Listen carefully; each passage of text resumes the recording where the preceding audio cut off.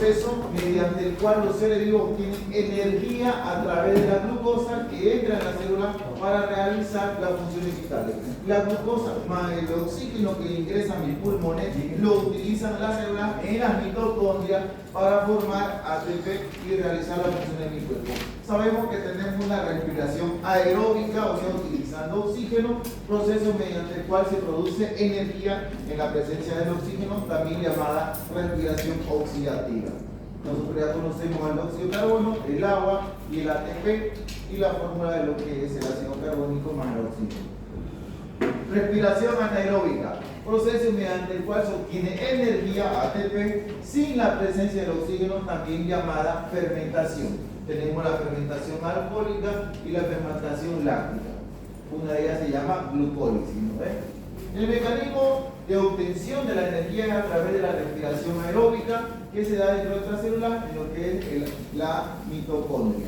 La mitocondria viene a ser la organela que se encuentra dentro del citoplasma de la célula, la cual va a utilizar al oxígeno más la glucosa para formar ATP mediante un ciclo que se llama el ciclo de Krebs, que va a producir energía. Aparte hay otros procesos químicos que ustedes lo van a ver en bioquímica 1 y 2. El aparato respiratorio es donde se realizan los intercambios de gases entre el sistema circulatorio y la circulación del medio externo, por medio de la respiración externa. El oxígeno va a ingresar por el aparato respiratorio, pero también por él van a salir lo que es el dióxido de carbono, que es el desecho metabolito de las células que produce.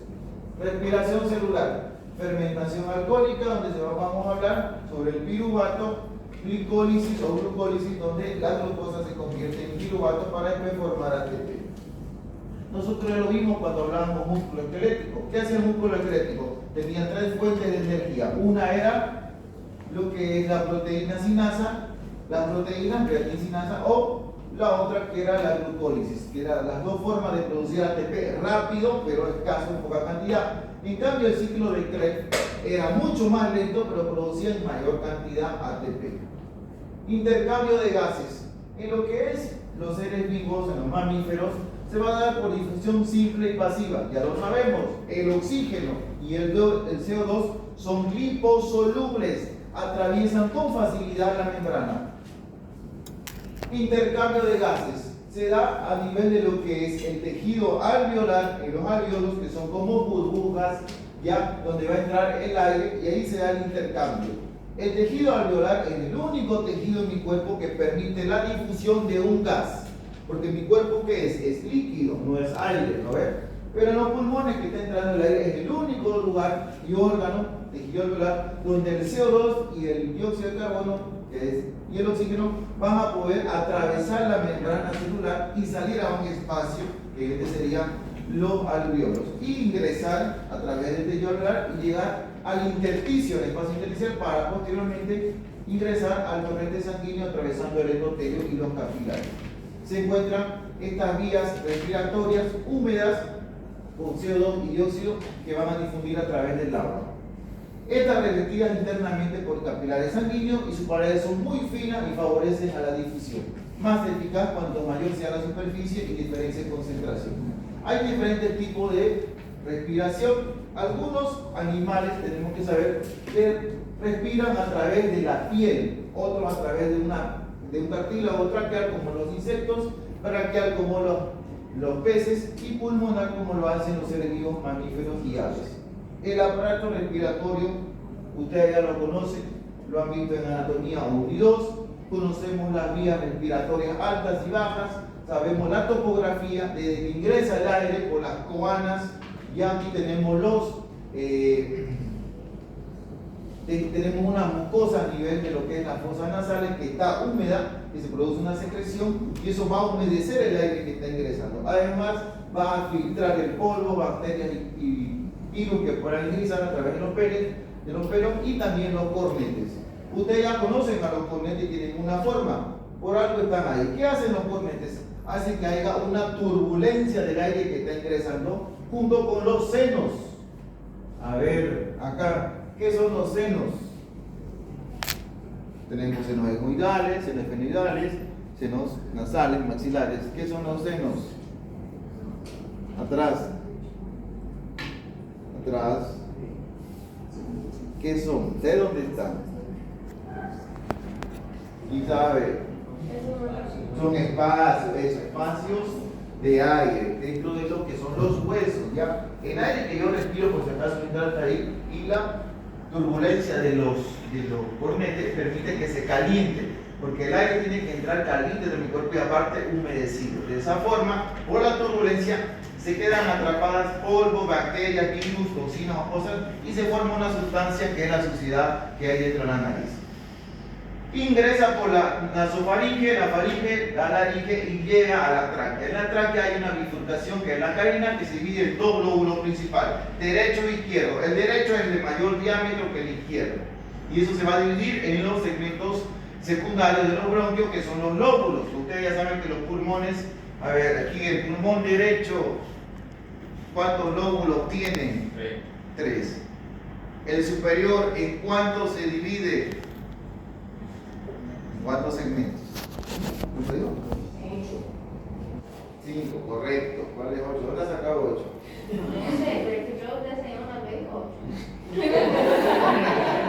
La respiración. ¿Qué hace el aparato respiratorio? Ventilación pulmonar, el ingreso del aire, tanto la expansión como la salida del aire. Y sabemos que el ciclo respiratorio se divide en dos fases: inspiración, que es cuando ingresa, y expiración, cuando sale. Difusión del oxígeno y del dióxido de carbono, es el movimiento de las moléculas gaseosas que van a atravesar la membrana alveolar y llegar a lo que son mis tejidos posteriormente. Transporte, es transportado a través de las vías respiratorias, a través de los capilares pulmonares. Y una regulación de la ventilación. Hay alguien que está encargado, vamos a verlo más adelante, los centros de la respiración que se encuentran a nivel del tronco encefálico, en el bulbo y la protuberancia, que controlan la frecuencia respiratoria, la profundidad ya de lo que es la frecuencia respiratoria. Mecánica de la ventilación pulmonar. Expansión y contracción pulmonar. Movimiento hacia abajo y hacia arriba del diafragma y elevación de los descensos y descensos de las costillas. En la inspiración, que es la entrada del aire, el diafragma se contrae, aumentando el volumen y jala hacia abajo a lo que es los pulmones. En cambio, en la expiración, el diafragma se relaja y el volumen disminuye del tórax. Tenemos grupos que ayudan en la inspiración y otros en la expiración. En la inspiración, los músculos intercostales se contraen, las costillas se elevan, el diafragma se contrae y tira los pulmones hacia abajo. La caja torácica va a aumentar su volumen y el aire entra a los pulmones. En cambio, en la expiración, los músculos intercostales se relajan, las costillas bajan, el diafragma se relaja y la caja torácica disminuye su volumen. El aire sale de los pulmones. El diámetro anteroposterior, o sea, anteroposterior, va a aumentar un 20% cada vez que nosotros inspiremos a nuestra máxima capacidad hasta la expiración. ¿Cuáles son los músculos inspiratorios?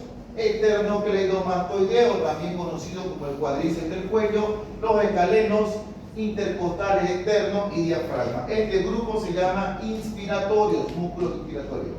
Músculos expiratorios son los intercostales internos, oblicuo externo, oblicuo interno, recto abdominal y transverso abdominal. Presiones que se originan durante el movimiento de la entrada y salida del aire. Habíamos hablado de la presión arterial, hemos hablado de la presión capilares, hemos hablado de las presiones hidrostáticas, que era osmótica, y también hemos hablado de una presión que se llama la presión oncótica o poliomótica, que tiene que ver con las proteínas. Pero dentro de lo que es el tórax, que es una capacidad herméticamente cerrada, ¿ya?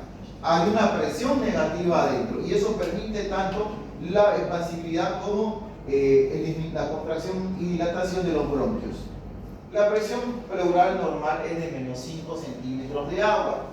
Y dentro de las presiones tenemos 3. La pleural, que es la presión del líquido que está en el espacio entre la pleura pulmonar y la pleura de la pared torácica. ¿Qué es la pleura? Es una membrana, un tejido conectivo laxo que envuelve al pulmón, y esa se llama pleura visceral. Pero también hay una pleura que envuelve a la parilla costal, a la cavidad. Esa es la pleura parietal. Y entre ellas hay un espacio. Ese es el espacio pleural. Pero las pleuras pueden chocar y haber fricción y lesionarse el tejido. Entonces hay un líquido que lubrica y evita eso, que es el líquido pleural. Y ese mismo líquido sobre la pleura, ejerce una presión cuando se llena y sale el aire. Por eso aparece la presión pleural. La presión alveolar es la presión del aire que hay dentro de las burbujas que se llaman alveolos, ¿ya? Son las que se llenan de aire cuando nosotros nos inspiramos. Presión transpulmonar es la diferencia entre las dos primeras. Cuando nosotros estamos en reposo, ya, si no estamos descansando, nuestra presión alveolar de nuestros alveolos, alveolar, va a ser igual a la presión que se encuentra afuera en la atmósfera. Entonces no va a entrar ni salir aire. Pero cuando nosotros realizamos la fase de la inspiración en el ciclo respiratorio, la presión alveolar se vuelve menor, de menos 1 centímetro de agua. Entonces la presión de afuera es mucho mayor y eso permite la entrada del aire dentro de mis vías respiratorias. En cambio, cuando nosotros expiramos, la presión alveolar es mayor, más 1 centímetro de agua, y supera la presión atmosférica, lo que favorece que salga el aire afuera. Aquí podemos ver una imagen de los árboles de los alveolos rodeados por capilares venosos y arteriales. Acá hay un corte transversal donde vemos que son como unas burbujas o esferas que se van a llenar de aire, llamados sacos alveolares. Distensibilidad de los pulmones. Gracias al líquido que lubrica las pleuras, el líquido pleural, también sabemos que el tejido liso que hay en el alveolo, en el tejido pulmonar, va a contraerse, a relajarse, dándome la distensibilidad, que es el estiramiento y drenado de los pulmones. El volumen que expande los pulmones por cada unidad unitaria de presión transpulmonar significa que cada vez que entre aire va a aumentar la presión transpulmonar 1 centímetro de agua por cada volumen pulmonar que ingrese. De 10 a 20 segundos después de entrar el aire va a expandirse hasta unos 200 ml de aumento. Hay fuerzas que están en el tejido pulmonar dadas por el músculo liso, también por el mismo del tejido pleural, y la tensión que da el líquido que se encuentra entre esas pleuras y dentro de los alveolos también. Ese líquido da una presión. Eso se llama tensión superficial de los alveolos. Cada alveolo se encuentra recubierto por una capa delgada de líquido, por lo que es considerado como una burbuja. En el momento del intercambio gaseoso, que se llama la interfase aire-líquido, de la burbuja se genera una tensión, que es una presión, que tiende a que se tome el mínimo volumen posible debido a la presión que tiende a colapsar. Cuando nosotros respiramos, cada vez que inspiramos, se va a llenar nuestros pulmones de aire. Pero al momento que expiramos, no sale todo el aire que está dentro del pulmón, siempre queda un volumen residual. Si no fuera por eso, el alveolo completamente se colapsaría. Ustedes han visto, ¿no? Un globo lo llenan de aire y se infla, pero en el momento que ustedes lo sueltan y dejan que salga todo el aire, ¿qué pasa con el globo? Se colapsa. Eso pasaría con el tejido alveolar si todo el aire de mi pulmón sale. Como no sale eso, y aparte el líquido que se encuentra dentro de él, lo mantiene la forma de la burbuja, solo que más pequeña de los alveolos. ¿Y quién es el que ayuda en eso? Es un líquido. Hay una película de agua, una sustancia que está en la superficie interna del alveolo que produce esta presión y evita que el alveolo se colapse y pierda su forma. Y eso lo explica Laplace, que fue el que explicó la ley de Laplace, que lleva su nombre, donde dice que la presión que se encuentra dentro del alveolo es igual a 2 veces la tensión superficial sobre el radio alveolar, donde los alveolos que tienen un mayor tamaño, un diámetro más grande o radio más grande, requieren menor presión para mantenerse abiertos y viceversa. Al ocurrir la expiración, la salida del aire, el radio disminuye en todos los bronquios, pero aumenta la tensión al colapso. Y ahí aparece la sustancia que evita eso, el surfactante.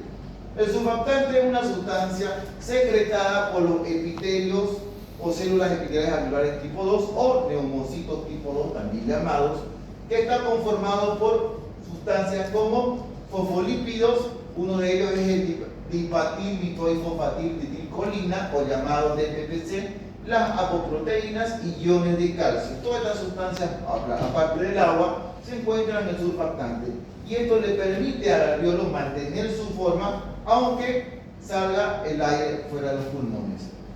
Este fosfolípido forma una superficie hidrófoba expuesta al aire que mantiene la tensión de 1/12 a 1/2 comparada con el agua. Si no hubiera este líquido, la presión sería muy alta. Por ejemplo, la presión que hay en el agua por centímetro cuadrado, ya en nuestro tejido pulmonar es de 12 dinas por centímetro cuadrado. Pero los líquidos que están tapizados sin surfactante, o sea, si no hay surfactante en el tejido alveolar, la presión sería de 50 dinas, mucho menor comparada a la presión que es el agua. Pero como tenemos surfactante en el tejido pulmonar, esa presión, vean, disminuye hasta 5 y 30 dinas. Y eso evita que la presión quede tan alta, porque si fuera de 50 o 72, ese alveolo completamente quedaría aplastado, colapsado. Pero gracias al surfactante lo mantiene en su forma. Surfactante alveolar reduce la tensión entonces superficial en los alveolos y reduce la posibilidad de que el alveolo colapse en la expiración. Aquí podemos ver una representación de como fuera una burbuja. Tenemos la entrada de los bronquiolos, tenemos el alveolo, tenemos su pared alveolar y aquí se encuentra la película del surfactante, que es una sustancia acuosa justo ahí que va a permitir la entrada del oxígeno y la salida del CO2. Nuevamente un alveolo, neumocito tipo 2, el surfactante que lo vemos de color amarillo envolviendo toda la superficie interna de lo que es el alveolo. Ustedes más adelante van a ver en pediatría, van a hablar nuevamente del surfactante, también en neumología, ya que este líquido es una sustancia tensoactiva producida por los neumocitos tipo 2 que recubre la parte interna del alveolo y facilita el intercambio de los gases en los pulmones. Permite que los alveolos permanezcan abiertos y no se colapsen durante la respiración. Y a través de ellos se facilita la entrada del oxígeno en la circulación. El 80% de los líquidos surfactantes son fosfolípidos, 10% son proteínas y 10% restantes son lípidos. El surfactante está presente en la suficiente cantidad que los pulmones necesitan a partir de las 36 semanas de gestación. Antes de eso, el surfactante se está recién formando en mi cuerpo. Entonces, los niños cuando nacen antes de las 37, 38 semanas, por ejemplo, las 30, 32, 34, no van a tener surfactante. Entonces, hay una inmadurez y desarrollo en los pulmones. Por eso, los prematuros cuando nacen necesitan oxígeno, hay que intubarlos y ya creamos hoy en día en medicina el surfactante sintético o lo adquirimos de otros animales. Y ese surfactante que es caro, la ampollita cuesta 900 bolivianos, 1500, 1800, dependiendo la cantidad. Y es difícil de encontrar a veces porque se acaba rápido. Se le administra a los bebés por la vía respiratoria, por el tubo, por lo traqueal. ¿Para qué? Para que llegue al tejido alveolar y de esa forma el bebé pueda respirar mejor. Pero cuando hay situaciones donde no hay la formación del surfactante en el bebé, la mamá que tiene diabetes, eritrolactosis fetal, incompatibilidad de factor y grupo, y también hidroxfetal, cuando el bebé tiene mucho líquido en la placenta, y también esto va a provocar algo que se llama en medicina síndrome de distrés respiratorio, ya una insuficiencia respiratoria. Provoca en el bebé cuando nace antes de las 36 semanas. Hay que recordar que en el alveolo se da el intercambio con los capilares y el alveolo. Efecto de la caja torácica sobre la expansibilidad, intensibilidad del tórax y de los pulmones en conjunto. 100 ml de volumen por cada centímetro de agua. Sabemos que nuestro aparato respiratorio no todo está conformado la respiración con ayuda de lo que son los pulmones, sino que también la costilla, los músculos intercostales y a toda la parrilla costal y los músculos que se encuentran en parte de la abdomen también y el diafragma nos van a ayudar y van a generar una fuerza para que el tórax se expanda y también se contraiga, generando un trabajo en la respiración que se llama trabajo de distensibilidad o trabajo elástico, una resistencia tisular dado por los líquidos que se encuentran adentro y un trabajo de la resistencia en las vías aéreas que evitan que se colapsen. Durante la respiración tranquila normal, cuando ustedes no están ahorita sentados en reposo, ustedes solo están utilizando del 3 al 5% de la energía que necesita mi cuerpo, suficiente para que puedan funcionar los pulmones. Pero en el momento que ustedes se ponen a correr, hacer ejercicio, jugar fútbol, natación, bicicleta, ese 3-5% se va aumentando 10-15% porque ahí el tejido pulmonar, como los músculos, van a consumir más oxígeno y más energía. Volúmenes y capacidades pulmonares. Sus compañeros que estaban hablando de asma hablaron de un estudio que se llama espirometría. La ventilación puede estudiarse registrando el movimiento del volumen que entra y sale de los pulmones mediante un método llamado la espirometría. Aquí vemos una imagen de una persona que está conectado a un tubo, una boquilla, que va con un tubo conectado a un aparato que va a medir tanto el aire que ingresa como sale. Y gracias a ese aparato se pudo calcular, y cálculos también matemáticos y leyes físicas nos explicaron cuánto es el volumen que hay dentro de mis pulmones, tanto en la inspiración, respiración, aire que sale, aire que entra, aire que se queda. Volumen corriente es el volumen que nosotros expiramos y inspiramos en cada ciclo respiratorio. 500 entra, 500 sale. En reposo, ¿ya? Obviamente ese volumen puede aumentar si yo me pongo a hacer ejercicio, actividad física. Volumen de reserva inspiratoria es la cantidad de aire, pues en este caso 3000 ml, que puedo inspirar de una forma forzada.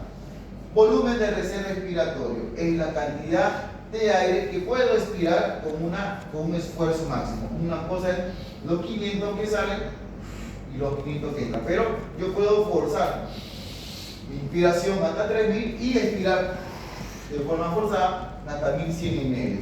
Y el volumen residual es la cantidad de volumen de aire que queda dentro de mis pulmones.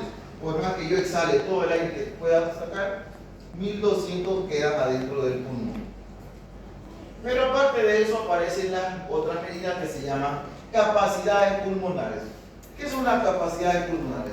Son dos o más volúmenes combinados, sumados, para calcular las capacidades, que son 4. Capacidad inspiratoria, que es la cantidad de aire que puede ingresar adentro de mis dos pulmones. Es el volumen corriente, los 500, más el volumen de reserva inspiratoria, total 3500 ml pueden ingresar en la inspiración. Capacidad residual funcional es el volumen de reserva expiratorio más el volumen residual, 2300 ml de volumen que yo puedo expirar. Capacidad vital, que es el volumen de reserva inspiratorio más el volumen corriente y más el volumen expiratorio. Sería la capacidad funcionales, tanto inspiratorio como expiratorio, del pulmón. Sumado todo, 4600 ml. Y por último, la capacidad total del volumen. ¿Cuánto de aire entra a mis dos pulmones? 5800 ml. Algunos autores dicen que es hasta 6 litros, pero estamos en ese rango, 5800 a 6000 ml. Gracias a lo que es la espirometría y cálculos matemáticos, yo puedo valorar algo que se llama la función respiratoria. Mido cuánto es la capacidad vital de cada persona, su capacidad pulmonar total, su volumen residual inspiratorio, su capacidad inspiratoria. Pero hay otro método aparte de la espirometría. Uno de ellos utilizados fue en su momento la dilución por el helio. El helio es un gas que sabemos que es muy inflamable, es peligroso. Determinación de la capacidad residual funcional. El volumen residual y capacidad pulmonar se pueden medir con este método del helio. A una persona se le hace inhalar el gas y ese mismo aire que inspiró también lo va a expirar, y el aparato calcula con la cantidad de helio que ha entrado y salido los volúmenes residuales y capacidades pulmonares de la persona. Pero este método se ha dejado de usar. En Latinoamérica no lo usamos porque es muy peligroso. Tiene que ser en un lugar bien cerrado, donde no haya fuego, corriente eléctrica, una luz, que está todo bien aislado, porque una pequeña chispa y ese gas explota, es muy peligroso. ¿Ya? En Estados Unidos y Europa todavía lo utilizan, pero tienen salas especializadas para eso, para medir. Volumen respiratorio. Tenemos que saber cuánto es el volumen respiratorio de mi paciente.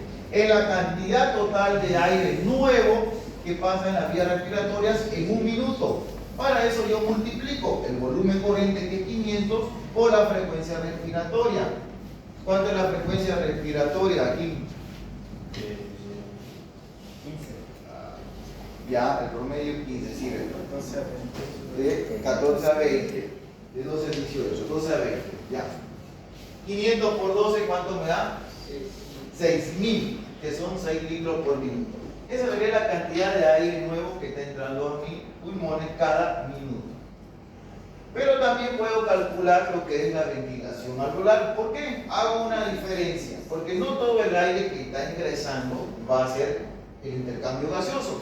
Porque en mis vías respiratorias, no toda la tráquea, la fosa nasal, la nasofaringe, la orofaringe, la laringe, la tráquea, no hay tejido alveolar, ahí no se da el intercambio, pero ahí está el aire también. Por eso aparece lo que se llama el espacio muerto, o llamado el espacio fisiológico, donde no se da el intercambio del aire, sino que solo entra el aire y se queda ahí.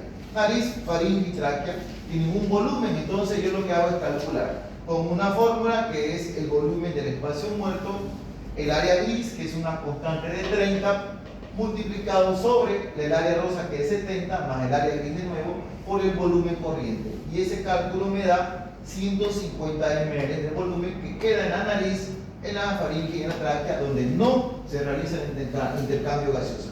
En cambio, en las otras áreas de la vía respiratoria baja, alveolos, sacroalveolares, conductos alveolares y bronquios, ahí se da el intercambio gaseoso. Y yo saco entonces la frecuencia de ventilación pulmonar, restándole el espacio anatómico al fisiológico. Entonces resto volumen corriente menos volumen muerto, 500 menos 150, ¿cuánto me da? 350 ml. Multiplicado por la frecuencia respiratoria, que es 12, 4.200 litros. Ese sí es la cantidad de aire que sí va a realizar la ventilación pulmonar, o sea, el intercambio gaseoso. Los otros 1.200 no, porque se han quedado en la nariz, en la tráquea y en lo que es la faringe. Funciones de las vías respiratorias. Tráquea, bronquios y bronquiolos es conducir el aire dentro de lo que es los alveolos. Bronquiolos tienen una pared muscular y su control está dado por el sistema autónomo, simpático y parasimpático. La dilatación lo da el simpático, o sea, broncodilatación, simpático. Broncoconstricción, parasimpático. Dentro del epitelio de lo que es el alveolo hay cilios, como vemos acá en la imagen, que son estos microfilamentos que sobresalen y ellos están movilizando a una sustancia que se encuentra en el epitelio pulmonar, moco. Nuestro epitelio pulmonar produce moco, secreta moco, y los cilios movilizan ese moco. ¿Y ese moco qué hace? Es una barrera física donde se adhiere el polvo, partículas, bacterias y virus. Es una barrera de protección. Y los cilios lo movilizan de los bronquios más pequeños a los medianos, a los más grandes, a la tráquea y afuera por la vía aérea respiratoria. Por eso cuando nosotros tenemos momentos en el transcurso del día que sentimos como un moco, una flema que se va acumulando en la garganta, y son los cilios que están movilizando el moco del aparato respiratorio que va a ir saliendo y nosotros lo expectoramos o algunos se lo tragan, ¿no? Pero es lo mismo un poco que en las cavidades, en el caso de las ya, cuando nosotros tenemos infecciones respiratorias, sinusitis, laringitis, faringitis, bronquitis, nuestro cuerpo se protege de una forma, ¿cómo? Produciendo más moco. ¿Para qué produce más moco? Para eliminar a la bacteria y al virus. Por eso cuando estamos resfriados producimos mucha más secreción. ¿Por qué? Porque el cuerpo de esa forma se protege. Produciendo más moco, elimino más las bacterias. Porque todo eso va a salir del cuerpo, por eso estornudamos, tosemos, expectoramos, porque se está protegiendo el cuerpo con los cilios y el moco. Tenemos dos reflejos. Ustedes ya lo conocen. Uno es el reflejo de la tos, conocido también como el reflejo tusígeno, que se da a nivel de los nervios vagos. Va a producir a nivel de la laringe y la tráquea, son las áreas donde hay mayor sensibilidad dentro de las vías respiratorias a cambios por sustancias químicas como cloro, azufre, dióxido de azufre o sustancias irritantes, gases irritantes o van a estimular a la laringe y la tráquea. Este va a ir a los nervios vagos, lo cual va a provocar una inspiración forzada, cerrando las cuerdas de las vocales, la epiglotis y una contracción de los intercostales internos, permitiendo también la contracción del diafragma, haciendo que salga el aire que se va acumulado tanto en el aparato respiratorio alto como bajo. Y en el momento de la contracción se abre la cuerda vocales y se da la salida del aire forzoso, que se llama tos. La tos es entonces un reflejo, aparte que es un método de protección. Siempre que ingrese algo irritante a la garganta, a la laringe, el cuerpo se defiende como tosiendo. Reflejo del estornudo es igual, parecido a lo que es el reflejo de la tos. La diferencia que aquí en el quinto par craneal es que actúa. ¿Qué hace el trigémino? Va a ser estimulado por receptores que se irritan en las fosas nasales, pero produce un descenso de la úvula, haciendo que la orofaringe, nasofaringe de la parte superior de la faringe sea mucho más grande y el aire salga por la nariz y no solo salga por la boca, sino también por la nariz. La nariz cumple muchas funciones en el aparato respiratorio: calentar el aire, humidificar el aire y filtrar el aire. En las coanas o fosas nasales tenemos pelo. El pelo más la humedad atrapa el polvo, partículas y virus. Por eso se forma suciedad en las fosas nasales. Y partículas de 6 micrómetros son atrapadas por el pelo y por el moco que hay en la nariz. Como también por el peso y tamaño caen por gravedad, por la turbulencia, y quedan atrapadas ahí entre 1 a 5 micrómetros de tamaño.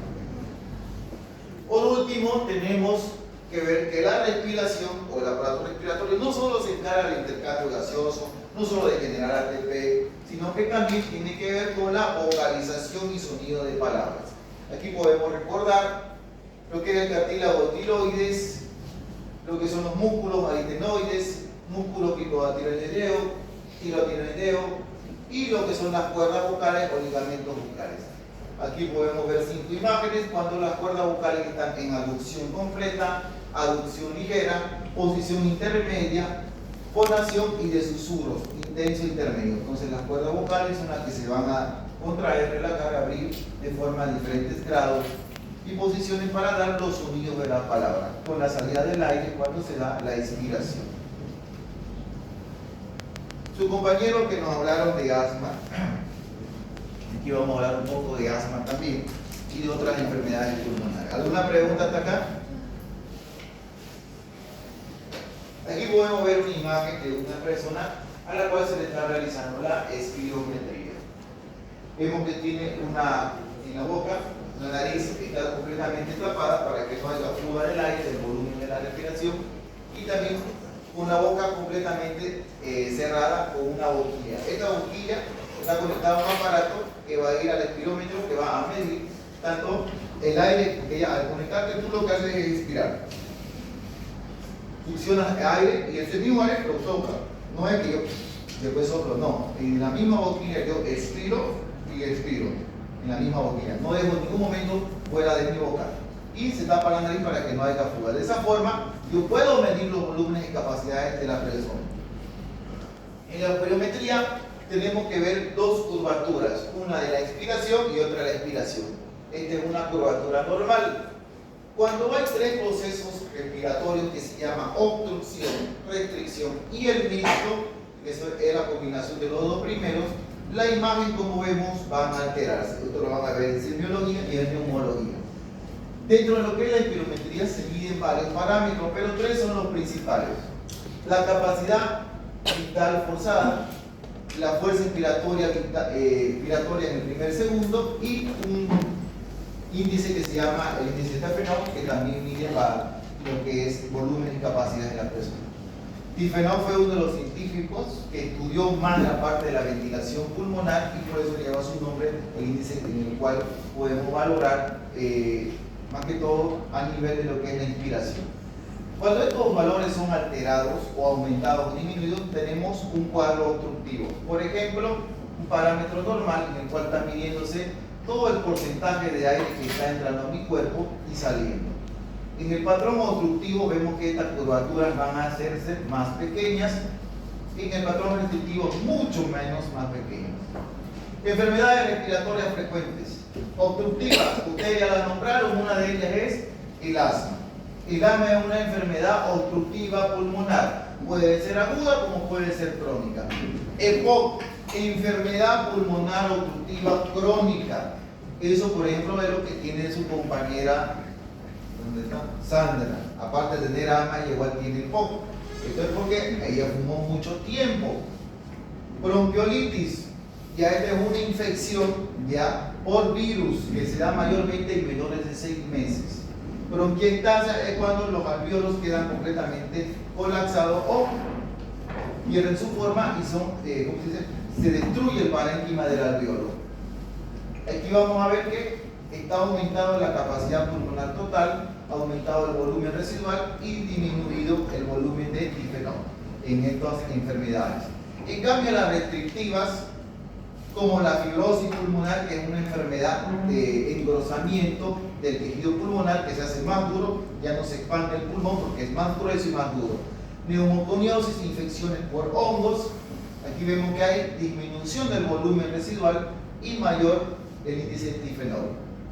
Pero también tenemos lo que son las enfermedades que son fuera del pulmón, extraparenquimatosas o extrapulmonares. Enfermedades neuromusculares que producen parálisis del diafragma, enfermedades autoinmunes como Guillain-Barré, distrofias musculares y miastenia gravis. Miastenia que la habíamos nombrado. Alteraciones de la caja torácica. Hay personas que pueden tener escoliosis, cifosis, que es una deformidad en la columna vertebral. Escoliosis es el desvío lateral y cifosis es lo que conocemos como joroba, ya sea hacia adelante o hacia atrás. Obviamente las personas que tienen un índice de masa corporal mayor a 30, o sea obesidad, también van a tener una mayor uso de ATP, mayor cantidad de oxígeno y por tal motivo ellos van a tener una mayor ventilación forzada. Por eso el gordito cuando come está sudando, ¿no? Porque quema más ATP, utiliza más energía para moverse. ¿Por qué? Porque tiene mayor peso, utiliza más fuerza en los músculos, tanto en la respiración, el corazón. Todos los músculos trabajan más en las personas que tienen obesidad o con sobrepeso. Por tal motivo ellos utilizan mayor cantidad de oxígeno. Aquí tenemos una vía respiratoria asmática, que era lo que hablaron sus compañeros, que era una enfermedad inflamatoria, como vemos acá, y con hipersecreción. Vemos que el diámetro normal está acá, aquí vemos cómo se ha disminuido. Aparte de estar inflamado, tiene mucha hipersecreción y eso dificulta la respiración, falta de aire, disnea, hipoxia. Enfermedad pulmonar obstructiva crónica, EPOC. Síntomas: tos persistente, falta de aire, presión en el pecho, sibilancias.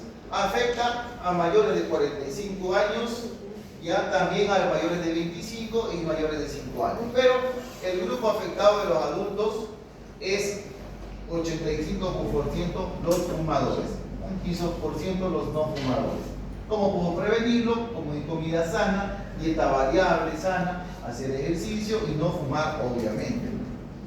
Bronquitis crónica es una inflamación y exceso de secreción en la mucosa, en el alvéolo. Después tenemos enfisema, que es la ruptura de la membrana del tejido alveolar que vemos acá. Por lo tanto, si no hay alvéolo colapsado, no hay intercambio gaseoso, no entra el oxígeno ni sale. Ejemplo de enfisema, vean lo que pasa aquí. Se han reventado los alvéolos, ya las burbujas se han reventado y no hay donde haya intercambio de gaseoso. Aquí tenemos tejido alveolar normal, aquí que está con enfisema. Fibrosis pulmonar. ¿Ya? Y la fibrosis pulmonar, ven aquí como el tejido se ha engrosado. Tejido normal o fibrosis. ¿Por qué se da la fibrosis pulmonar? Por procesos inflamatorios continuos y frecuentes, neumonías frecuentes, por ejemplo, la tuberculosis. Esa es una enfermedad crónica, porque la tuberculosis no es que tomes una semana y ya te curan, ¿no? ¿Cuánto tiempo dura el tratamiento de la tuberculosis? 6, 4 meses, un año también, varía del esquema. Entonces, el fibrosis pulmonar se da en personas que han tenido infecciones crónicas repetidas, como la tuberculosis. La tuberculosis te da, al pasar los años, fibrosis pulmonar. Se engrosa tu tejido pulmonar y al engrosarse pierde la distensibilidad y también los alvéolos comienzan a hacerse más pequeños. Tejido pulmonar está dañado, forma cicatrices, se endurece, perjudicando la elasticidad del intercambio. También vamos a ver que hay una pérdida de lo que es el intercambio gaseoso. El pulmón comienza a hacerse más blanco por el engrosamiento y los pacientes van a tener tos, falta de aire y demás. Por último, tenemos una característica que ustedes lo van a ver en semiología. ¿Ya? Toda persona que tiene enfermedades pulmonares crónicas tienen un cambio en las manos y se forman lo que son los dedos en palillos de tambor. Vean que ¿conocen los que tocan la batería? Tienen unos palillos y al final el cuello tiene como un abombamiento. Eso pasa con los dedos aquí comienzan a ensancharse en la punta. Tú cuando ves a una persona con eso, una de dos, es un asmático crónico, bronquitis crónica, EPOC o fibrosis. Característico que tengan. No es un proceso inflamatorio que se da en los dedos que es similar. La misma inflamación que provoca el pulmón produce en las articulaciones de los dedos de la mano. No es que le duela ni nada, sino que se hacen así los dedos. Tú ves los dedos, usted es fumador, usted tiene poco y uno ya sabe, por ser lo diga. No es que sea baterista, ¿no?